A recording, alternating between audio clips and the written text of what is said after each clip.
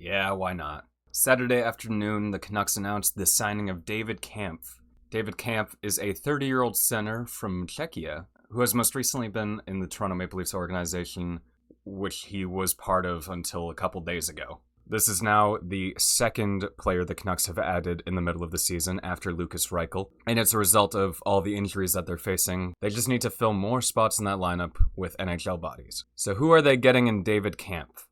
Well, it's not exactly like blow you away type of production. On the offensive side of things, Kampf has been pretty much a 20-point guy. A couple seasons ago, he played all 82 games and scored 27 points, which is honestly pretty good depth production. Last year, he had 13 points in 59 games, which is a step back. This season, David Kampf didn't even start with the Leafs. He didn't play a game with the Leafs. He started in the AHL, played 4 games, and then decided he didn't want to be there anymore. Left and got his contract terminated. In those 4 AHL games, he managed 0 goals and 1 assist for 1 point in 4 games. Now, he probably wasn't very motivated in those games, so maybe don't read into it too much, but he's not exactly an offensive guy. That's what I'm getting at. The big thing about David Kampf is his penalty killing. He's a penalty killing center, and the Canucks penalty kill is dead last in the entire NHL right now. David Kampf feels like a Teddy Bluger light.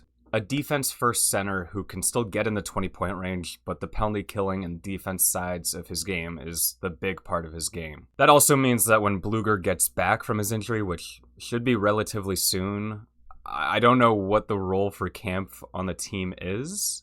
Clearly you can't send him to the AHL. He doesn't like that. I just don't know how useful it is to have both Kampf and Bluger at the same time. They might make for a good penalty killing unit, but I don't know how well they'll do at even strength, especially because if we are healthy, they are going to be on the same line. It is a guy with experience, which is somewhat beneficial. 536 games in the NHL. He's no stranger to NHL hockey. We've had a lot of AHL players in our lineup, some younger guys who aren't quite as experienced, and now David Kampf will slot in instead of them. I'd assume he takes Mackenzie McEachern's role on that 4th line. Maybe he gets to be the center and Sasson goes to the wing, or maybe they decide to toss him at 2C for fun and let Reichel play the wing finally. I mean, I definitely want to see Reichel be a winger, but David Kampf is not a 2C. It's not really an exciting signing. I figured I'd come on here, give my thoughts, but it's not really anything to be blown away by. There were a good amount of teams after Kampf. The Canucks did win that battle. And at best, he delivers you a 20-point pace or so and gives you good penalty killing. When I look at David Kampf and I look at his contributions to the team, I'm going to be looking at what the penalty kill is at right now compared to what it's going to be at the end of the season after he's been on it the rest of the year. It could work out. Penalty killing has completely sunk us so far this season. If we get a better penalty kill, we will be winning more games. That's been the biggest problem so far. Besides the injuries, the penalty kill is what is killing us. So if Kampf can provide us value in that aspect, it's a worthy signing. It's $1.1 million for the rest of this year. It's another one like Reichel, which is low risk and medium-sized reward. It could work out. I'll stay optimistic.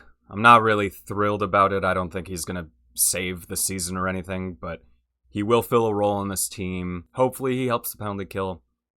I think it's okay. What do you think of this signing? Do you think it was necessary? Do you like David Kampf? Let me know. I think it's fine. I think it's going to be okay. I don't think it's crazy, but I think it's fine. And that will be it. This will be short. I'll keep this short. Those are my thoughts.